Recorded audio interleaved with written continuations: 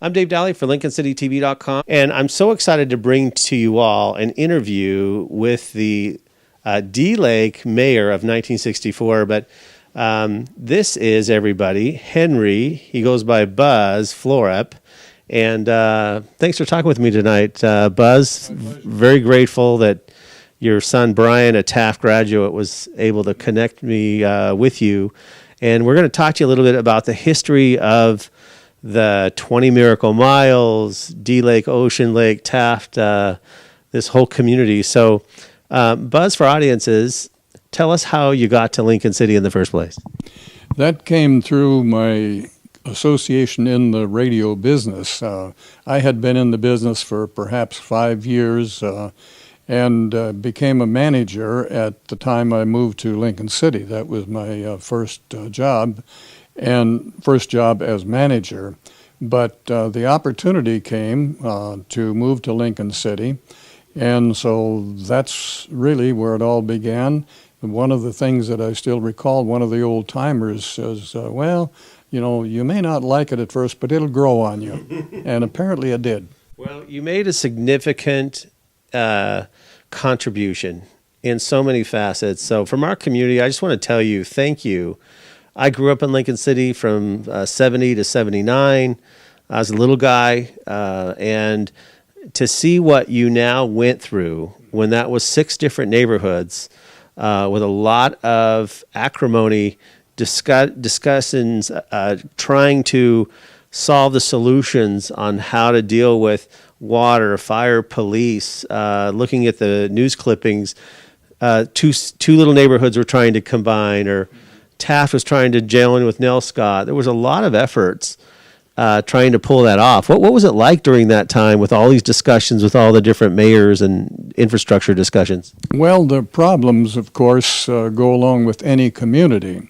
And when you looked at that area, 7-something miles long, about the length of San Francisco, but in that area there were 2 fire districts, 13 separate taxing districts, 3 incorporated communities, and the 4 unincorporated ones.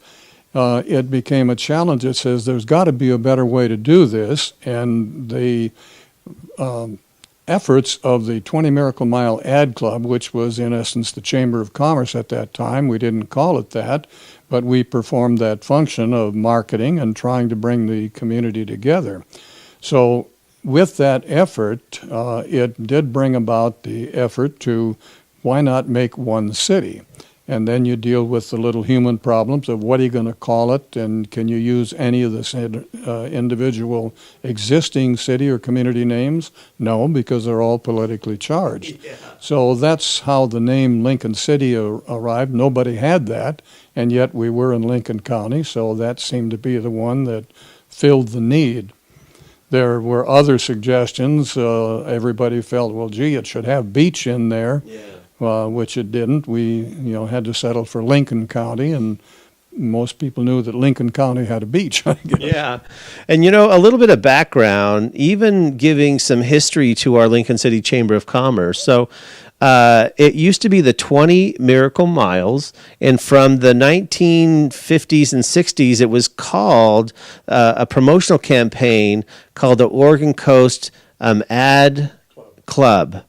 And this went from Depot Bay all the way to Lincoln City. That 20 miles of all those businesses pooled their money and bought advertisements up in Portland to get people to come down to the coast, correct? Our slogan was Otis to Depot Bay. That was the 20 Miracle Miles of Highway 101. And a little bit of background. So Sandy Boulevard had a Miracle Mile promotional campaign up in Portland in the 50s and 60s. And that is what was born, you working for the radio station. Give us the name of that radio station as well. It was KBCH, and still in existence, to my knowledge, different ownership and so forth. But yes, that was our promotional vehicles. We had the ear of the community, if you will. Small town radio in those years. Everybody knew everybody else, so it was an effective means of communication. And I think we should give a good deal of credit to Al and Lorraine Reed, who were the owners of the DeLake News Guard, and that was North Lincoln News Guard was the name of the paper. And they gave a lot of support to this whole effort, too, and documented it. So those who didn't get to hear what happened on the radio got to read the results in the paper that came out next week. It was a weekly, but they had good summaries. Yeah. And so there was a time in the early 60s, I believe, that the name had changed from the Oregon Coast Ad Club to 20 Miracle Mile Ad Club, following this success of the Miracle Mile marketing for Sandy Boulevard in Portland. And then I want to kind of paint the picture of 1964 on how these 6 communities came into being one city of Lincoln City. So in a chronological order, the discussions were to pick a name because you couldn't pull the people on a name. And the News Guard ran an article and did a vote by newspaper and ran 3 or 4 names. And this is March of 1964. And again, this is the year that Buzz was elected as mayor of DeLake, one of these communities that you were in discussions with the other civic leaders here in Lincoln City before it was Lincoln City on, hey, let's get a name together so that we can go put it before a vote on a ballot measure. So what was it like selecting that name, and how did you feel when you finally heard what the most popular name was? Well, we were pleased, of course, when we had suggested the variety of names that went. But we felt, again, that being in Lincoln County and no other community named Lincoln City, that would be the logical one. And fortunately, after it was put in committee and given to the public, they agreed that, okay, that was neutral. That was the primary concern in picking a name. It had to be neutral, one that wasn't infringing. For example, Lincoln Beach was suggested as a name for the city, but there already was the Lincoln Beach community, so we couldn't usurp their name. Yeah. And so we're going to paint this picture of 1964. Here's your newly elected mayor of the city of DeLake. And so in March, they come to a consensus on a name only by a newspaper vote. And then come April, and our governor, Hatfield, at the time in a lecture or in a press conference in Salem, happens to call the 20 Miracle Miles, and tell us about that story. Well, it was a comment that a newspaper reporter had used calling us the 20 Miserable Miles. Hatfield, as governor, repeated that in a news conference, so of course the news media jumped on it, and so what do we do about that? And as the ad club, then 20 Miracle Miles Ad Club, we figured, well, what do we do? Throw rocks at each other, or do we try to make the proverbial lemonade with the lemons? So we challenged Governor Hatfield then that, yes, 20 Miracle Miles could use some cleanup in our beach community, but we said the entrances to the city of Salem also needed some cleanup. So we challenged the city of Salem to clean up their entrances. We would clean up the beach, and then Governor Hatfield, was to judge who did the best job. If the 20 Miracle Miles did a better job of clean up and fix up, then the governor, would come down and clean up a mile of beach with a stick with a pin in it. And he did. Well, I want to kind of tell you all the logistics that Buzz was able to do, that the community of Lincoln City came together. The governor made these remarks in April of 1964, and he came and did the inspection in July. This community had 20 miles to clean up, beautify, paint, get beautiful. Salem had a lot less real estate to have to clean up. And it's amazing what Buzz and that town, that camaraderie that said, we will win, we will beautify this beautiful coast. And so tell us about when you heard that Hatfield was coming. What was that experience like? Well, we felt that this was the opportunity that we needed, and needless to say, it did work, because after he had declared that we had won, this was picked up by the Oregonian. We received top of the front page coverage on that, And that we felt was enough of a victory that says, okay, our lemonade proved to be quite palatable to us. Yes. And so it turned out that, yes, Lincoln City did win. I'm going to put some photos here of Governor Hatfield with a stick, with a nail, on the beaches here in Lincoln County, cleaning those beaches as he had to deliver on his promise that he would clean up a mile of beach. And so in 1965, the vote went out to the people. And what was your feeling now hearing? It needs to be acknowledged that in this effort to bring about the formation of a city with these communities, that the attitudes weren't all unanimous, because the mayor of Taft, a fellow by the name of Manville Robinson, he didn't like that idea and felt that the community should retain their individual names. And so when it came to the election, each of the unincorporated and the 3 incorporated cities, Ocean Lake, DeLake, and Taft, all had to pass it by a majority. But that majority in the city of Taft was 3 votes. And the mayor of Taft, Manville Robinson, I think his quote was, "Okay, you beat us." And that was the big challenge right there, was, okay, we now have the go-ahead, and from there we had to find people to run the new city.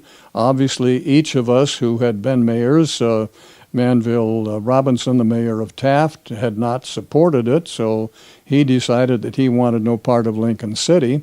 So Jerry Parks, who was mayor of Ocean Lake, and I as mayor of D-Lake, we said, okay, we will not be on the new city government, but we will be in an advisory capacity on the Planning Commission. So Jerry Parks and I became members of the Planning Commission, position which I maintained until I left Lincoln City. Wow. And to kind of say where it went from there, Buzz stayed on as on the Planning Commission in Lincoln City through the 70s. Early 70s to when you actually relocated to Southern Oregon, or to Newport. But that just shows your dedication to our town. It showed your follow-throughness, your ability to know all the issues that those towns are dealing with and shepherd them and keep the momentum going. What was it like being on the Planning Commission and helping that new mayor who had never been a mayor deal with all these new issues? What was that like, being on that Planning Commission? Well, I think that worked surprisingly well, because we all had the same goals, and Ross Evans, who was the first mayor, he was in accord with the goals that we had outlined in trying to set up a new city. So there wasn't any acrimony at that time with the new city councilman and mayor. And I think that it was a very successful effort from that point forward. And I would, say that the visits I make to Lincoln City today, we couldn't have imagined back then what would happen to this area that we were struggling so hard to bring to a tourism destination. It exceeded far beyond what we had ever hoped for. Well, it is what it is today because of you and those founding leaders who didn't have a map to go by. There wasn't a manual of like how to bring 6 communities under one roof. And share a little bit. How did you pick a city manager? How did you pick who would be the recorder and the librarian? How did you merge all these different offices into one? Well, the offices from the individual cities were the drawing point. The city attorney, for example, was the city attorney of Taft in the past, and I think he had served for more than one city, so the resource was there, and it was just a matter of getting the people involved to say, okay, let's build Lincoln City, and it really wasn't that much of a problem. We did have some dissension, if you will, when we started building things like the Inn at Spanish Head. That brought some objections of people who said, you're going to deface the beach, putting that much of a large building, 10 stories right on the beach, up the cliff. But obviously, I think that has proved to have been a proper decision. But we did get criticized at the time. They're saying you're ruining the beaches. Wow. And it seems like there were lots of choices and trying to figure out how to work as a community to get the tourists there, because that tourist dollar was so important for the families of the coast, was it not? And even as we look to today, vacation rentals are a big part of Lincoln City today. So it's still a continuing draw? Well, in that time period, those who were there recognized that individual logging, the Chippewa logging companies, if you will, were long gone. All of the little sawmills were gone. Some of them still had a steel wigwam burner that was rusted but was standing. And in the Lincoln City area, we didn't have fishing as they did in Newport. So there was one thing. Tourism was the only industry that we could depend on.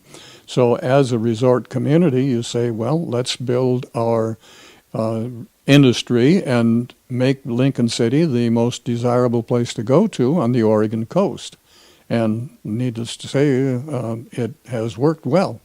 With your weekends that would surge, did you find that families rented out their homes, or were they usually just letting other people borrow them? Was there much? There's some decisions we're making here in 2016 that these vacation homes are businesses in residential neighborhoods.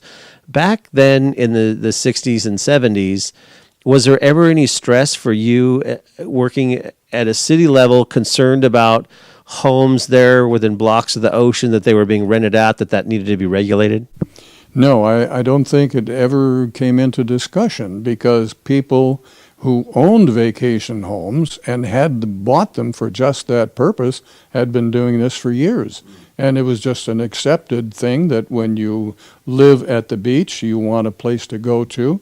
It's the concept of the timeshare, if you will, only on an individual scale. So I can say that it was just not an issue, that this is the way it is at the beach, and it's good to have this as a supplemental source of income for that property owner, because this was a way that they were able to finance the vacation home. Wow. Well, there was an award back in the day, and there was Man of the Year, and you're looking at the 1966 Man of the Year for Lincoln City. What was it like to be selected by your peers and get that award?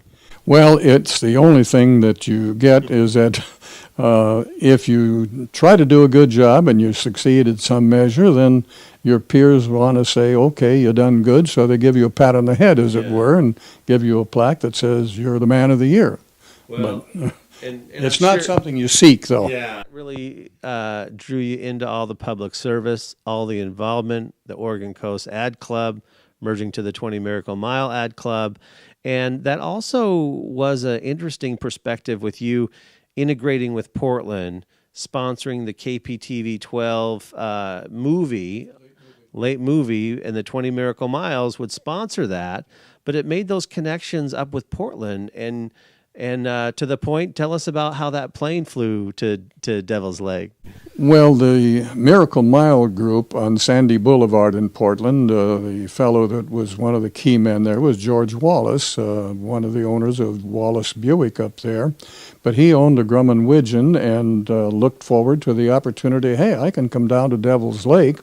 So he landed his seaplane, the Grumman Widgeon, on Devil's Lake, which was right across from my house, and taxied it up on the regatta grounds. So all of the directors of the ad club came down to meet them, and we tried to wine them and dine them and make them feel welcome. And then in turn, we made a trip, we, the directors again, key people involved, made a trip to Portland and met with them in their Miracle Mile group. This wasn't an ongoing thing, but it did establish a connection of how they had promoted a specific area in their town, and that was what we were trying to do, is promote a specific geographic area on the coast. Yeah.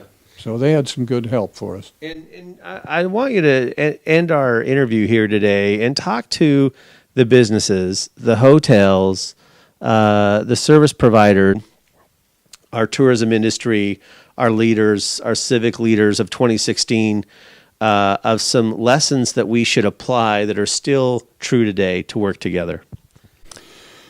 Well, it's a challenge that faces any business, and you have to try to, number one, get people to come to your town before they can decide which business to come to. You hopefully will provide a service or a product that is in their need, and that's where the tourism industry thrives, is that, okay, you have lodging, you have food, you have clothing, you have accessories that they're going to need.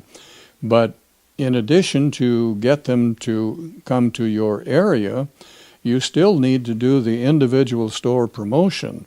It's not a simple matter of the old story about if you build it, they will come.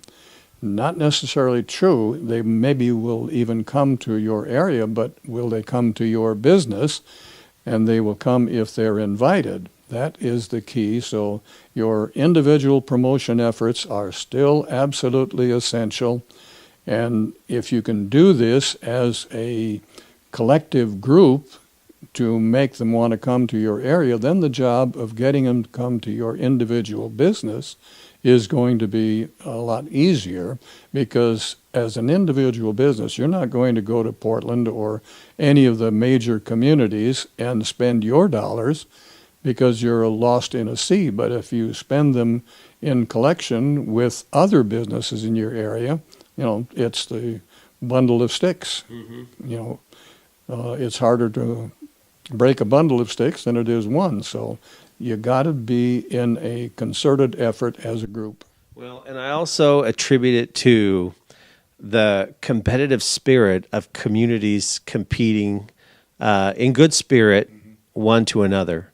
And that statewide visibility that you made Lemons, our own governor, saying that it was the 20 miserable miles, but you were in the hot seat and recommended that solution and made lemonade. So that was pretty genius on your behalf. But I think the tapestry of the union of the relationships ended up stronger in Lincoln City after coming together to unite to beautify the coast. Question. Yes, because we had shown that what we can do as a group works out, and said, okay, let's apply that. Let's build a city.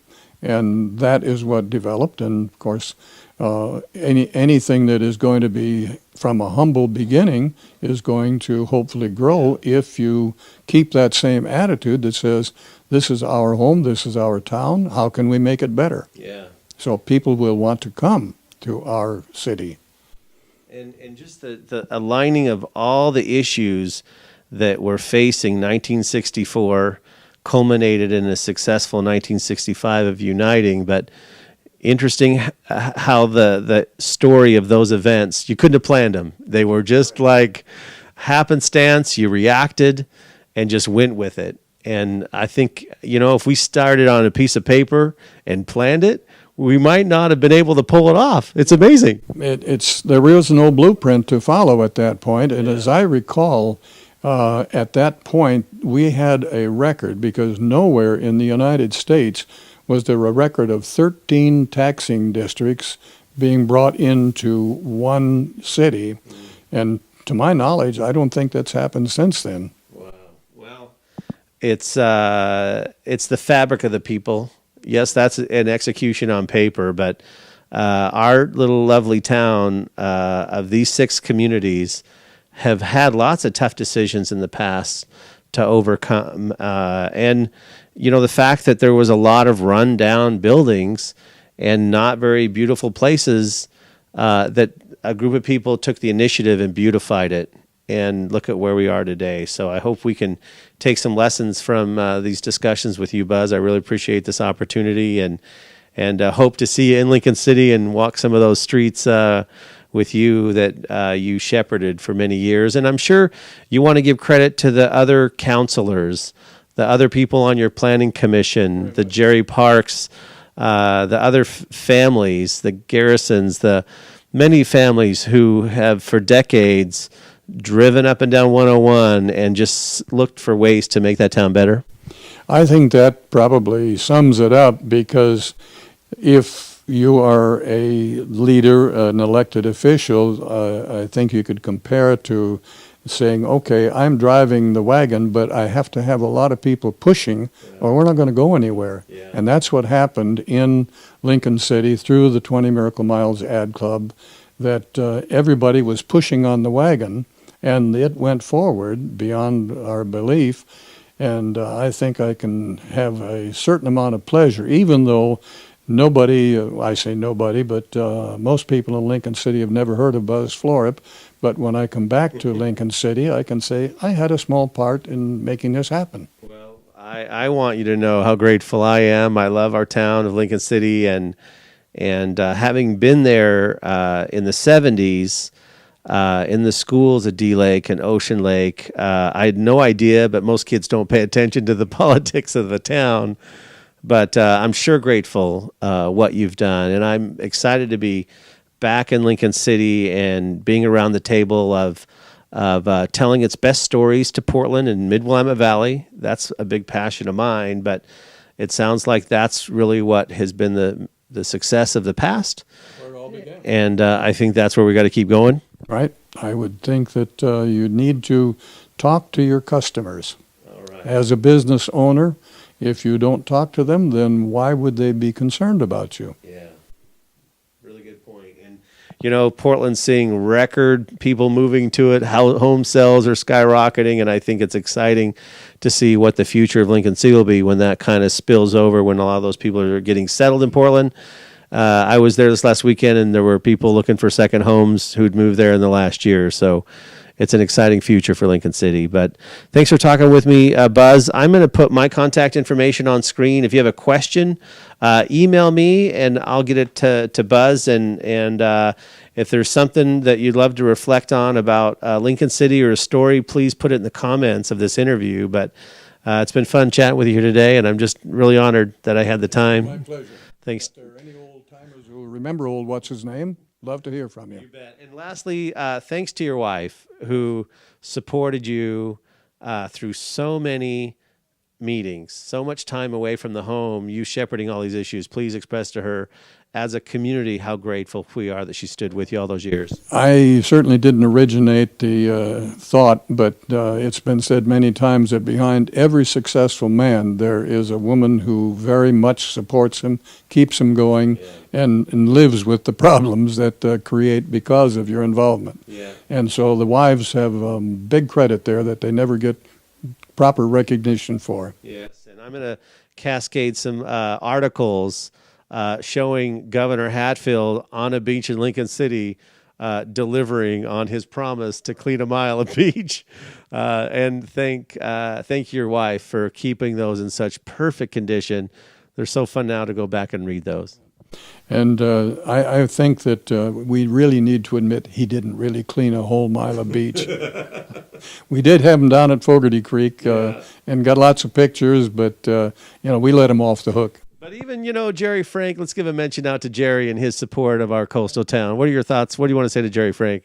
Well, I've maintained a relationship with Jerry over the years, and when he was supporting Governor Hatfield, then later Senator Hatfield over all the years, Jerry was a key man in keeping Governor Hatfield supported and getting this type of thing, like our little contest with Salem, underway. It was Jerry who helped that much to our support. So thanks for watching. It's been an honor to talk this evening with you, Buzz. Really appreciate it. And for more great stories, check out LincolnCityTV.com. Thank you.